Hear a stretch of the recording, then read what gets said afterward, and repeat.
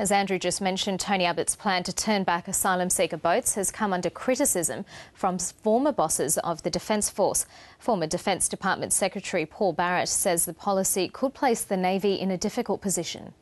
Ordinary sailors would say this is not what we joined the Navy for. Your first duty under the Convention on Safety of Life at Sea is to ensure the safety of the people. They're placing our naval personnel in a position where they really have to question the legality of their instruction, and I don't think we should ever put our defence personnel in a position where they're being asked where they're forced to challenge the legality of the instruction they're given by the elected government. That's Paul Barrett. Well, our political reporter Winsome Denyer joins us now from Canberra. And Winsome, as we just heard, some serious questions being asked about Tony Abbott's policy on asylum seeker boats. And Andrew, the government was out in force yesterday criticising that policy of turning back the boats. They were expressing similar sentiments that, you know, there was a concern for the dangerous work that our Navy would be subjected to with that. And interestingly, there's a poll out this morning, a news poll in this morning's newspapers that asks the public what their perception is of the asylum seeker policy impasse in Parliament and the different parties' options, and the polls found that only 17% of voters think that Labor is the best party to handle asylum seekers. It's found that 37% favour the coalition's policies, but it's actually also found that confidence in Tony Abbott's approach has dropped 10 percentage points since February. So possibly some questions there from the public about just how this turning back of the boats is going to work. The poll also found, though, that generally the public blames all parties for the impasse, and so no specific party is to blame for not being able to get that legislation through. Winston, we're just seeing some pictures now. Tony Abbott this morning at a fish market in Melbourne, where he's handling some slippery fish there.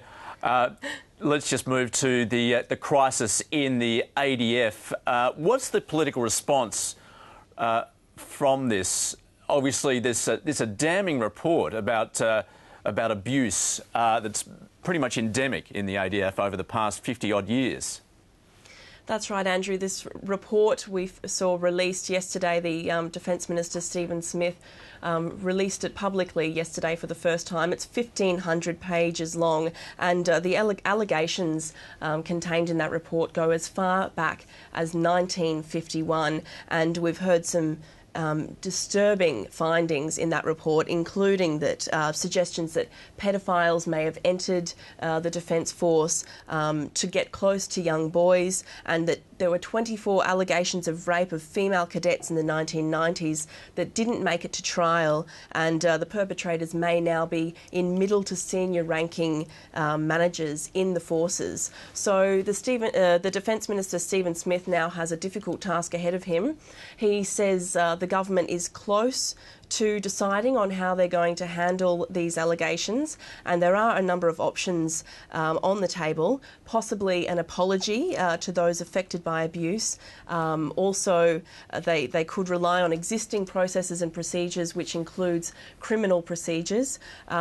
They could go to compensation or, in fact, a full-blown royal commission. So the Defence Minister is weighing those options up now. One lawyer who handles military compensation has told the ABC that he would like to see any money that might be spent on a royal commission going to compensate those victims. So we'll just have to wait and see what the government does decide on that. And Winsome, the G20, there's expectation that Julia Gillard will announce that Brisbane will host the G20 in 2014. Obviously, that would be exciting for well, you anticipate most Queenslanders, although I guess even Campbell Newman is now saying so long as the federal government picks up the cost.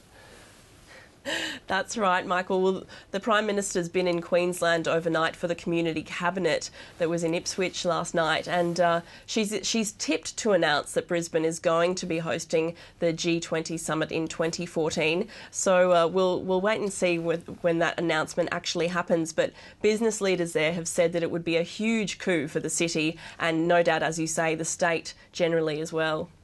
OK, Winston, thanks very much. That announcement is expected to be made today by the Prime Minister.